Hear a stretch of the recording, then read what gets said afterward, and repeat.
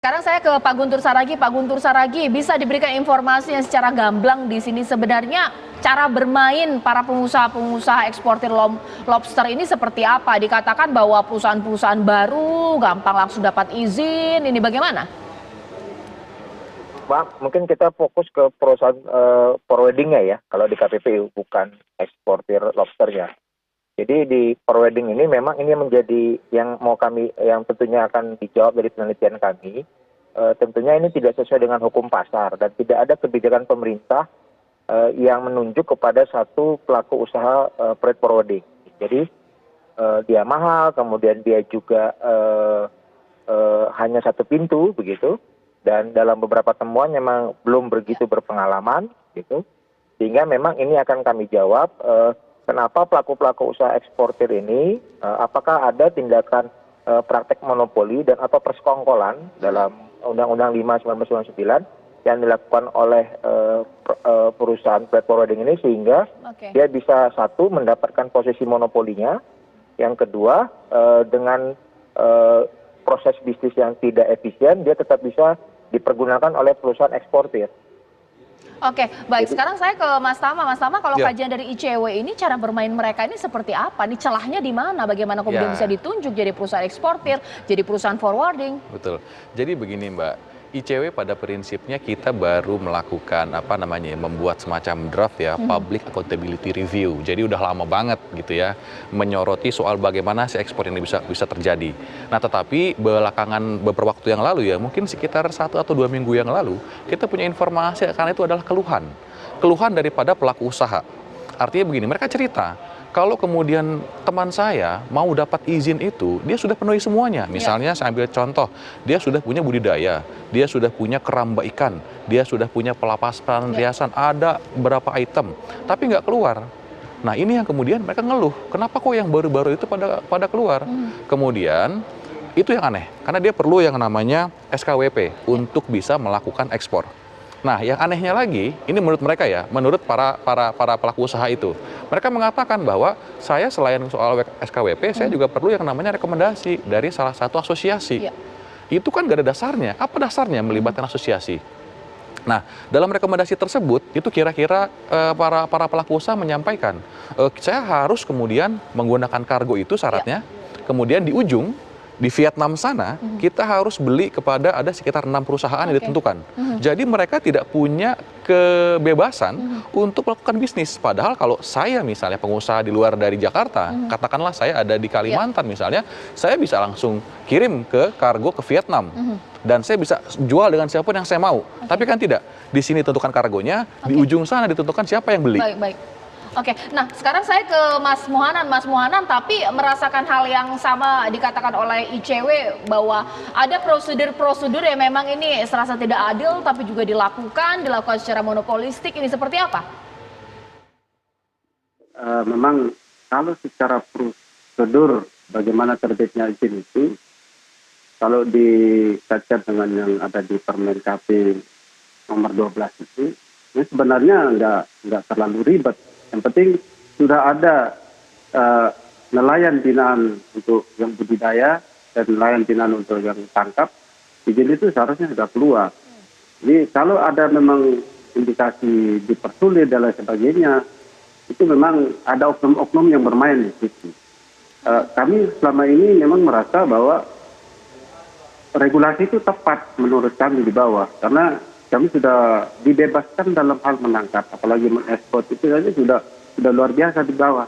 Hanya tapi kalau sampai oknum ini sampai dipelihara sampai hari ini dan terbukti juga mantan menteri adalah oknum yang bermain di situ, jangan justru menghentikan apa yang kami lakukan di bawah. Penangkapan itu tetap ada, jual itu tetap ada.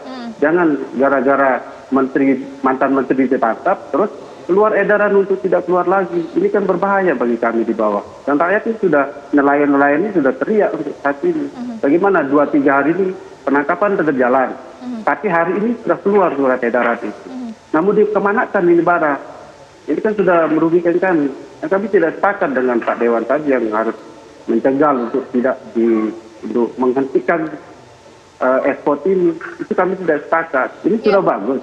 Hanya bersihkan oknum-oknum yang ada di kementerian. baik itu dari Kementerian Perikanan, bahkan sampai di daerah, ini harus dibersihkan semua. Baik. Baru ini tepat berjalan. Baik, sekarang saya ke Mas Nurul Gufron. Ini kan begitu banyak, bukan tekanan ya, harapan-harapan dari berbagai pihak. Para penambak tidak mau ini dihentikan, tapi ingin dibuka kasus ini segamblang mungkin. Tapi juga pertanyaan publik ini besar kemungkinan adalah seberapa bisa akan berjalan maksimal penyelidikan yang dilakukan KPK tanpa ada kekhawatiran juga ini intervensi atas kasus ini. Bagi KPK, semua para pihak yang sedang kami selidiki maupun pihak-pihak yang masih akan kami kembangkan kepada pihak lain yang terkait, itu semua adalah warga negara. Sehingga kami tidak walaupun mungkin ada latar belakang parpol ataupun pengusaha besar dan lain-lain, di hadapan KPK semuanya adalah warga negara yang sama di hadapan hukum. Itu yang perlu kami sampaikan, bahwa kami bekerja melaksanakan tugas itu by law ya, atas perintah undang-undang. Karenanya kami sekali lagi berharap perspektif KPK semuanya adalah setiap orang, tidak kami memandang latar belakangnya apa di belakang mereka. Yang kedua yang perlu kami sampaikan, yang kedua, Mbak, ya bisa jalan terus tanpa ada kekhawatiran intervensi seperti itu ya. Semoga, dan kami mohon dukungannya semua pihak, bahwa sekali lagi ini untuk Indonesia ya, bukan untuk parpol X, Y, dan lain-lain ataupun pengusaha tertentu. Sekali lagi untuk Indonesia. Mari kita ciptakan iklim usaha yang terbuka, dan juga kemudian seandainya pun bicara tentang substansi boleh tidaknya kami pasrahkan kepada KKP dan DPR ya. Tapi kalaupun boleh, artinya kalaupun akan berlanjut, sekali lagi pintunya harus pintu yang terbuka untuk semuanya, harus berkepastian. Kalau sudah berkepastian, tidak ada monopoli, maka KPK yakin itu tidak akan ada suap. Tapi kalau kemudian pintu supply-nya dibuka luas, tapi untuk pengirimannya disempitkan, pasti di dalamnya kami pasti memantau akan ada korupsi di dalamnya. Oke, sekarang saya ke Pak Deddy Mulyadi, bahwa moratorium atau tidak ini kan memang tidak menjadi core atau kuasanya DPR, karena ini merupakan proyek pemerintah pusat untuk melihatkan perekonomian. Pak Luhut pun masih menginginkan hal ini, para penambak lobster juga tidak menginginkan ada moratorium. Ini bagaimana DPR? Kita kan belum bisa menyampaikan bagaimana DPR. Saya menyampaikan sikap saya.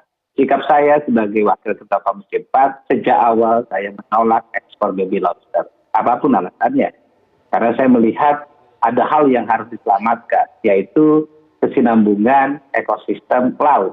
Dan hari ini saya katakan, faktanya hari ini di wilayah Jawa Barat, Pangandaran, dan Sukabumi, lobster sudah hampir sulit didapat oleh para petani.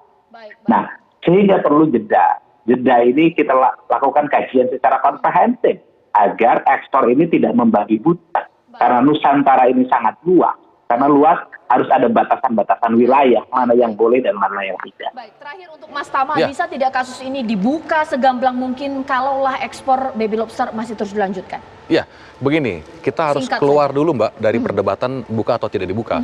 Artinya ini pemberantasan korupsi, dia harus terintegrasi. Ada penindakannya, ada pencegahannya, koordinasi dengan ombudsman, tata kelola diperbaiki, dan lain sebagainya. Baik. Terima kasih Mas Tama, terima kasih Pak Deddy Mulyadi, terima kasih Mas Muhanan, dan juga Pak Guntur Saragih, Mas Nurul Gufron.